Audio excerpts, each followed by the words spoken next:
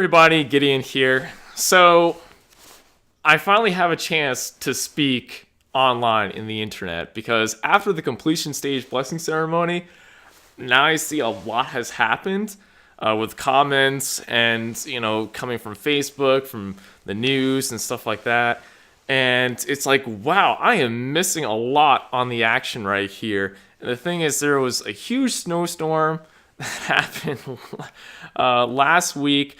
I didn't have any power, so now I'm in this different place. It's not my place where I'm using the internet now, and we don't know. I called the electrical company, and they don't even know when the power is going to come on. So I might actually be losing power for like 2 weeks over at my place. So now here's my chance to actually come back online and actually say stuff. Yes, so here's my defense to Family Federation in their memo written by Richard Busing and someone with other people such as Shota Iwazaki himself, saying that they are separate from Sanctuary Church, and I agree. I would like to comment on this. Yes, we are different. Now, are we an offshoot? Is Sanctuary Church an offshoot?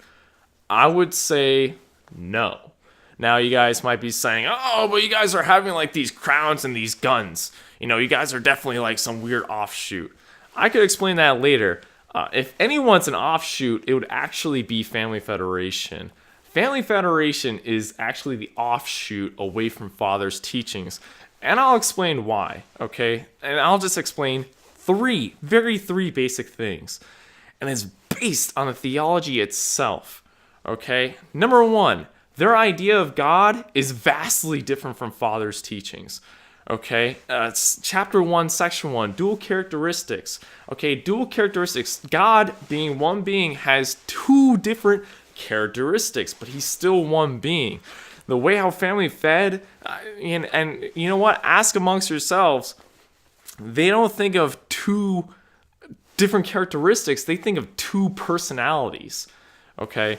So now some of you family fed, people might disagree, but ask amongst yourselves, right? Do you envision two gods? Okay? Because it's very clear from Mother's speakings back in 2015 in East Garden when she's talking second and third generation, in other speeches that she made it pretty explicit that there's a heavenly Father and a heavenly Mother. Even if you look at Unification, applied Unificationism, okay, with Dr. Wilson, he has much writing about this gender equality God, where there's a heavenly Father and a heavenly Mother, and even Yejin, the eldest daughter in the Moon family, really advocates for that. Okay, so do you believe in two gods, heavenly Father, heavenly Mother, or do you believe in one God that has like two different personalities inside, right? For what we believe in the Heavenly Father, okay? This is a masculine being that has dual characteristics. If you check it out in Divine Principle, page 19, this is in the three-colored version, the canonized one, okay? It's very clear that it says, even before creation, God was the subject masculine partner. It says that. So it's very clear. God's a dude, okay? So the very being of God in our idea is vastly different. Okay, number two, the idea of blood lineage, okay? The original blood lineage. So true Father, all of humanity is waiting for the second coming of Christ. And the second coming of Christ has to be born without fallen lineage. That way it resembles Adam, and that way it resembles Jesus. There's no one that could be born with fallen lineage that could make a whole change, okay, of people trying to go to God's family, right, physically speaking. So Han Mother, she literally said, Father was born with fallen blood lineage. until he met Jesus, which is impossible. Many people have met Jesus in their life, and uh, their blood hasn't been changed physically speaking. Spiritually, yes. As adopted sons and daughters of Christ, yes. But as a child of God, both spiritually and physically, no. She, on the other hand, believes that she was actually born without blood lineage. I'm sorry. She was born without original sin. Father was born with original sin. Okay, so the very foundation of that is vastly different. So that's very different. Okay, number 3 is the idea of the kingdom of heaven. Okay, it's very clear from Father's words and the Constitution that Hyunjinim and Kokshinim and I believe some other people have actually worked on is a lot more closer to Father's ideal of freedom back in the garden where Adam and Eve had this ultimate freedom. They just shouldn't commit that one really bad, great sin, right? But it allowed so much freedom of religion, speech, you name it, defense, okay? So, but when you look at the family-fed constitution, it is literally communism. How I call it is a theocratic Nazi communist state where actually these people, the 13 supreme councilmen, actually determine what your faith is. Just on the basis of that is so radical. So those 3 things is the vast difference, okay, between sanctuary and family federation. And that's all I got to say. So I do support the memo that yes, we are very different.